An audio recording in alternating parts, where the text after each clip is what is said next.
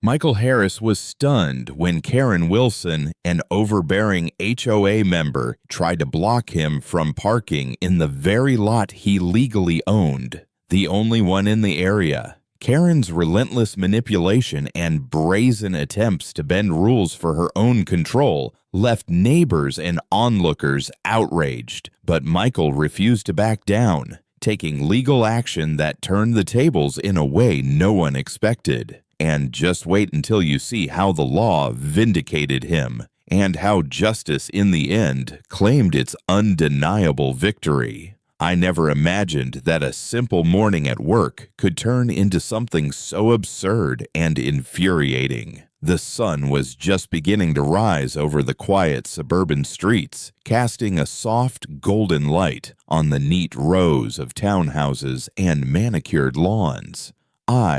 Michael Harris, was driving into my usual spot, coffee in hand, mentally preparing for another day of meetings and deadlines. Everything felt normal until I saw her.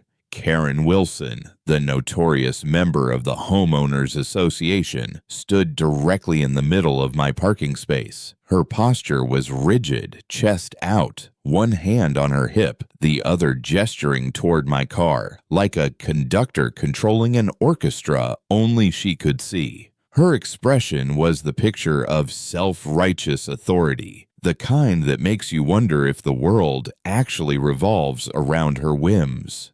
I slowed my car instinctively, unsure if I'd misread the situation. "You can't park here," she said, her voice sharp and final, carrying across the otherwise quiet morning. "This is HOA private property." She stomped her foot slightly for emphasis, as if the act of stamping her presence on the asphalt somehow made her right. I blinked. Hard. Slowly. The words sank in. She was telling me I couldn't park in a spot I legally leased, the only spot in the area that actually belonged to me. My mind raced, trying to reconcile the absurdity of the moment with reality. Surely this was a misunderstanding, some administrative glitch, a misplaced sign somewhere. But no, she wasn't moving. And her glare made it clear she wasn't going to budge. The street was silent, almost conspiratorial, as if the neighborhood itself was holding its breath. A few early joggers slowed to glance at the confrontation, but Karen didn't seem to notice. Her focus was entirely on asserting her imagined dominion over a space that wasn't hers to claim. My pulse quickened, and a cold rush of disbelief swept over me. I had spent years building this property, ensuring everything was legal, everything above board. And now, on this ordinary Wednesday morning, a single person, one person, was attempting to rewrite reality. I tried to speak, to reason, but the words caught in my throat. My voice felt small against her unyielding certainty. "Karen, this is my parking lot," I finally managed to say, keeping my tone calm, measured. "I own this property. I have the lease, the legal documentation, everything. You can't stop me from parking here."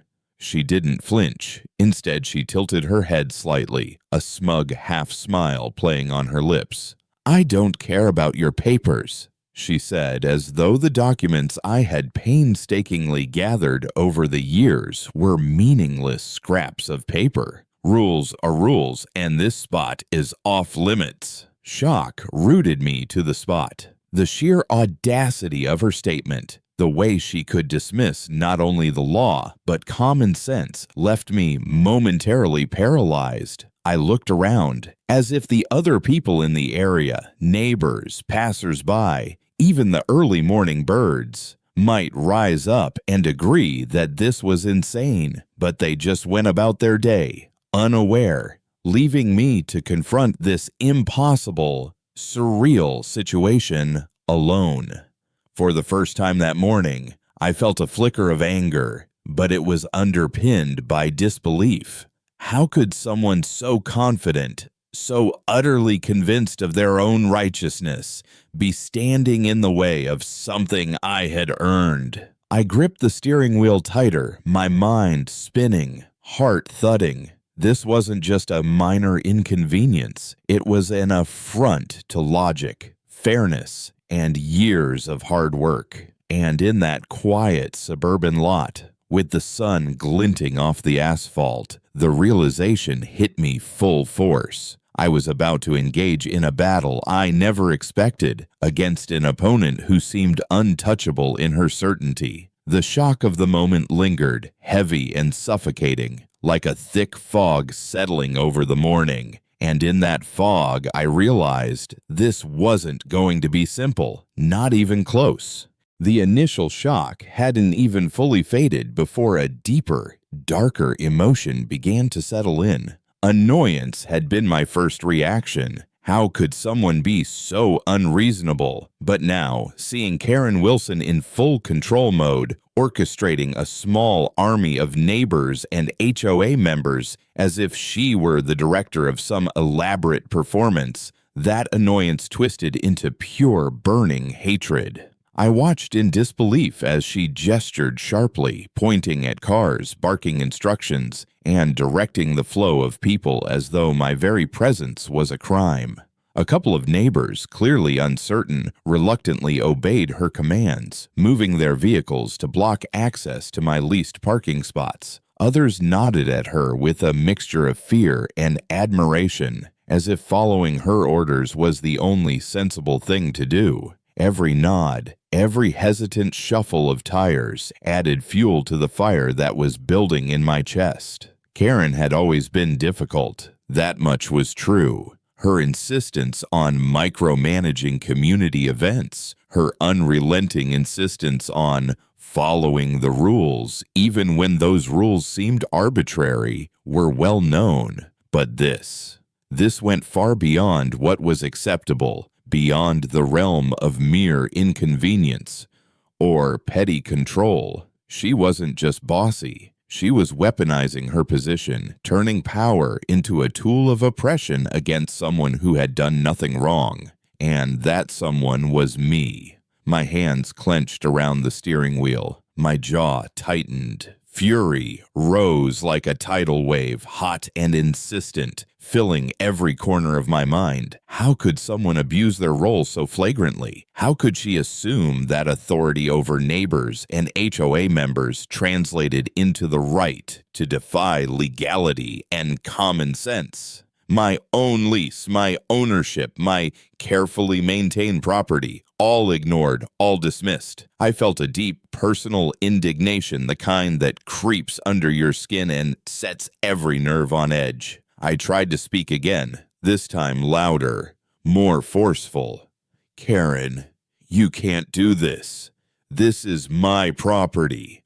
I have every right to park here, and you're overstepping. Big time. But she didn't even look at me. Her eyes were fixed on the people around her, the audience she had assembled to validate her actions. She wasn't hearing me. She wasn't even acknowledging the law or reality. She was performing authority, and everyone else was following blindly. The absurdity of it all only made the hatred more intense. Here I was, someone who had invested time, money, and energy into this property, treated as though I were an interloper. Every instinct in me screamed against the injustice, demanded recognition and retaliation. I felt small in a way, small against the combined force of her ego and the unquestioning compliance she had cultivated, but that feeling of being cornered only sharpened my resolve. Hatred, I realized, could be transformative. It could turn disbelief into focus, confusion into clarity. The sun had climbed higher, but the lot seemed darker under the shadow of her influence. I could feel it pressing down on me, an invisible weight that came from knowing someone was actively attempting to undermine your rights, your space, your peace. My chest tightened as I forced myself to breathe, to process, to channel this anger into something that could drive action. Hatred, I understood in that moment, was not just an emotion. It was a signal. It was a warning that the status quo would not be tolerated. And while my shock had frozen me in place, my hatred now demanded movement, demanded strategy, demanded a response that Karen Wilson could never anticipate. This was no longer a minor annoyance. This was a battle of principle, and I was ready to fight. The quiet simmer of hatred had reached its breaking point.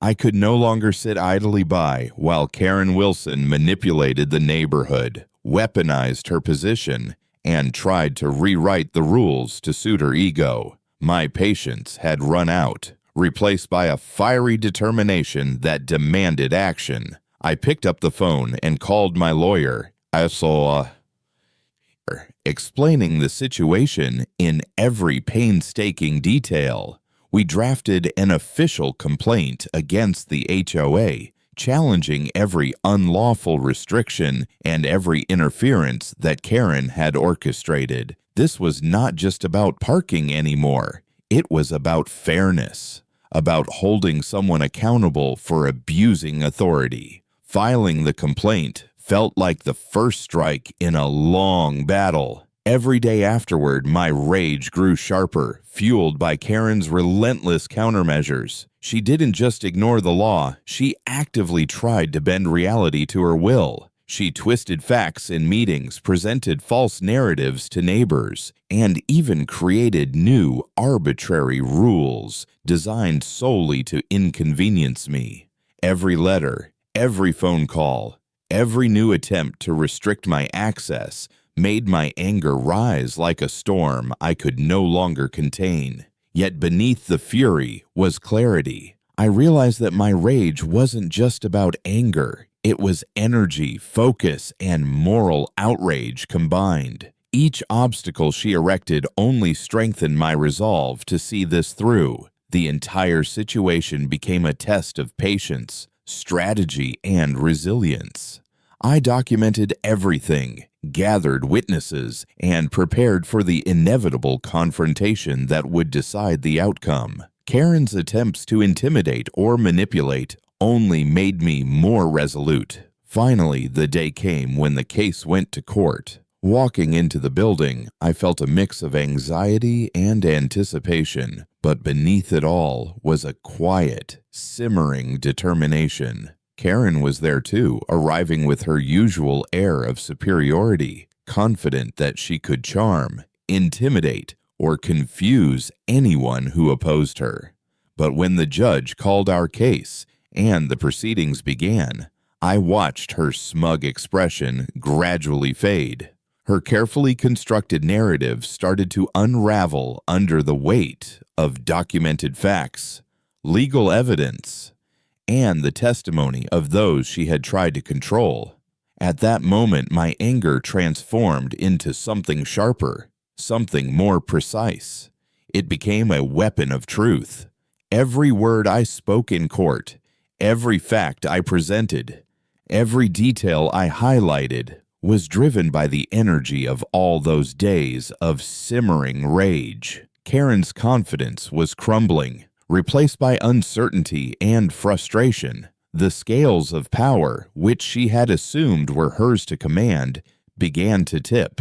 By the end of the hearing, the outcome felt inevitable. My anger had crystallized into unwavering determination. Justice had to prevail. This was no longer about personal satisfaction alone.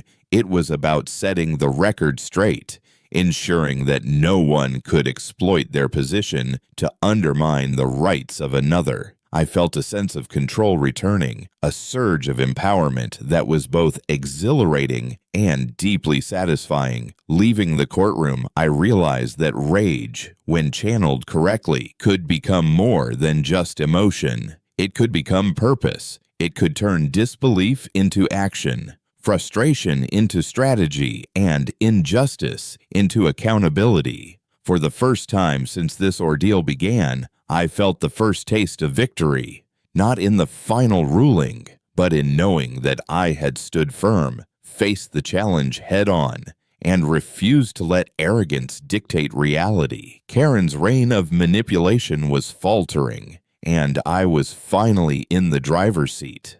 The courtroom was quiet as the judge's gavel came down, final and deliberate. The weight of weeks, months, and countless interactions, all the frustration, anger, and preparation, felt like it crystallized in that single moment. The ruling was clear. The HOA had violated the law, and every single attempt Karen Wilson had made to restrict my access to my own parking lot was illegal. Relief surged through me, but it was accompanied by a deeper, more profound emotion, a sense of satisfaction that ran far beyond the surface. I sat back in my chair, letting the reality sink in. All of the meticulous documentation, the calls to the lawyer, the careful preparation, it had worked. The truth had prevailed. My property rights were fully protected, and the law had affirmed what I already knew to be right.